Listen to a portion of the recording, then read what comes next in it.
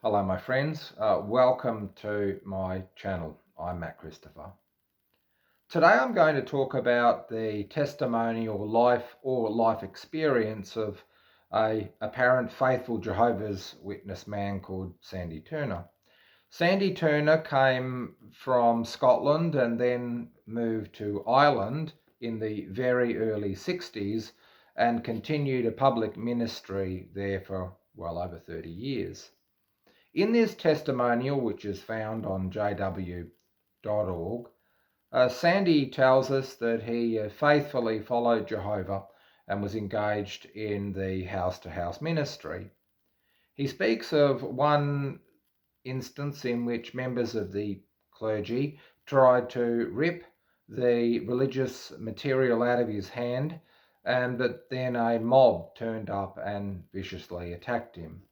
In the video, his wife is seen screaming for him to be released. After this, the headquarters of Jehovah's Witnesses asked that he take the clergy to court, and which he did.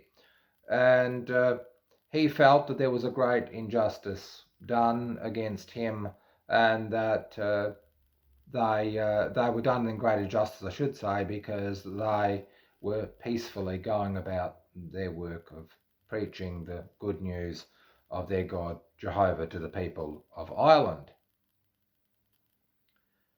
In this near on 10-minute testimonial, Sandy makes no mention of Jesus Christ at all. In actual fact, at the end of his testimonial, he quotes from the Bible in which, speaking of Jesus, the Sanhedrin, one of the Sanhedrin, I should say, spoke up and said not to persecute or to go against the followers of Jesus Christ because they may, in fact, be fighting against God. But of course, for poor Sandy, he does not think it's appropriate to talk about Jesus Christ. Now, this is the least of the problems of this testimonial of this mature age man. Now, why? You see, Jehovah's Witnesses are masters of deception and lies. How can we say that? The point is this, that Sandy was a full-time minister of Jehovah's Witnesses in Ireland in around 1961. What was this wonderful man and his religion doing in 1961 that would possibly elicit such a strong response from the Catholic clergy and even a mob of people? If you believe Sandy, they were just peaceful Christians, although he never mentions the word Christian, but they were peaceful Christians going about their Christian duties, and there would be no way that anybody would think that they would deserve to be opposed.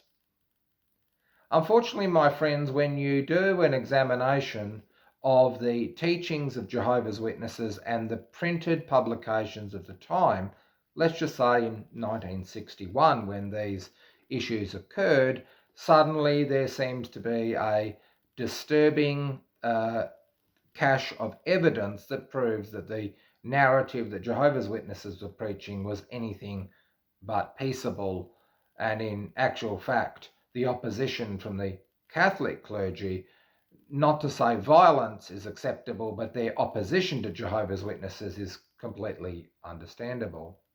Now you might say, why is that? One such publication that our friend Sandy would have been presenting to people in his door-to-door ministry is this book, Let Your Name Be Sanctified. I have the hard copy here, and this book was printed in 1961, the year in question. Now, what do we see in this marvelous book of Let Your Name Be Sanctified? In this book, Jehovah's Witnesses accuse the clergy of Christendom of being Jezebels, and that in actual fact it is their God Jehovah that is bringing communist elements to persecute the church because that's God's will. And then they go in this publication to quote from one of the American newspapers to quote the Catholics concerned over the growing rise of communism. Now, I want to put it in very stark terms.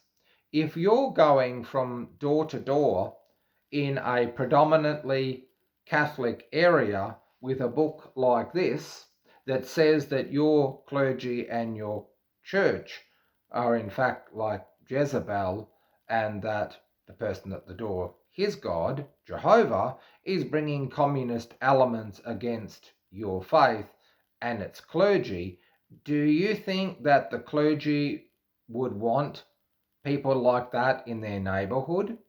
No. Is it peaceable? Absolutely not. Now, this is not to condone the violence against our friend Sandy. It's unacceptable. But the point is that this is nothing more than provocation on the part of Jehovah's Witnesses. They have never been peaceable.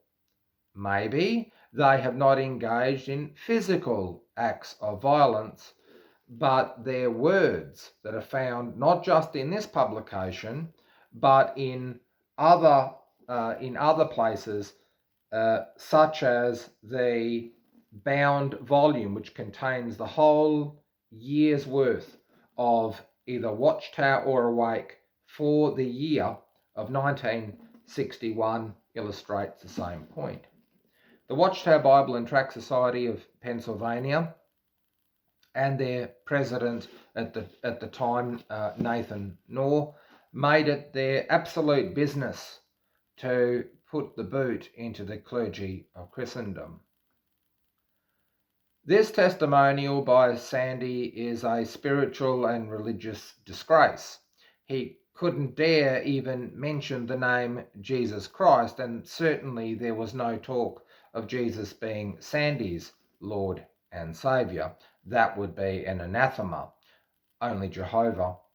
But he didn't even bother to say that in the publications of Jehovah's Witnesses of that year alone, they were doing everything possible to flame sectarian violence in a nation that had suffered enough from sectarian violence.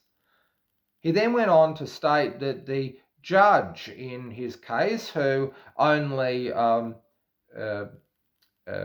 gave the verdict, I should say, of that the members of the clergy were guilty of tampering or removing religious literature from Sandy.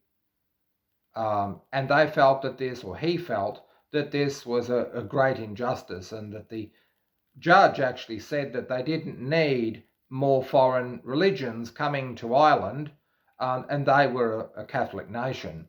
Now, the fact of the matter is that that judge was absolutely right. Ireland didn't need another religion that was going to stir the pot and cause sectarian violence. They'd seen enough of that. On all levels, the story of Sandy is really one of half-truths and, may I say, outright and utter lies. Yes, Sandy was attacked, and it would have been a horrible circumstance, but as someone that was blindly following the governing body of Jehovah's Witnesses, he knew, at least subconsciously, that publications like this in 1961 were nothing more than gasoline on the fires of sectarian violence. This is the way that Jehovah's Witnesses behave. They write incendiary publications that condemn the clergy. As I said, they claim that it was God's backing of the communist elements that were attacking the Catholic Church. Is this separate from the world? No, it's certainly partisan. Their anarchistic approach, in which they look for the time when their God Jehovah is going to kill all people that are part of Christendom. You see, Jehovah's Witnesses have never been part of Christendom, ruled by Christ. Unfortunately, poor Sandy, in his elder years, has not come to the realization that the promises in books like this never came true, and that he, now in 2020, was never meant to be this age or in this system at the time. Paradise was meant to have happened many years ago. It hasn't, and it won't. This is unfortunately the way that Jehovah's Witnesses and their propaganda works. No matter what the message is, no matter how feeble, how incoherent, even how oppressive and violent it is towards others, no matter what they do, they are always the victims. And the courts are somehow meant to be a safe haven, allowing them to persecute other religions. It's an outrage. This is the way that Jehovah's Witnesses operate, fanning hatred and dissent in the community, and then screaming persecution when people lose control of their emotions. Unfortunately for Sandy, as the closing years of his life approach, unfortunately he will not inherit his Jehovah's Witness fantasy world of paradise. No such thing would occur, and a world full of Jehovah's Witnesses who encourage injustices would be any paradise at all, and certainly one you wouldn't want to live in forever. I hope you enjoy this video, and I hope that it is thought-provoking. I'm Matt Christopher, and thank you for being my friends.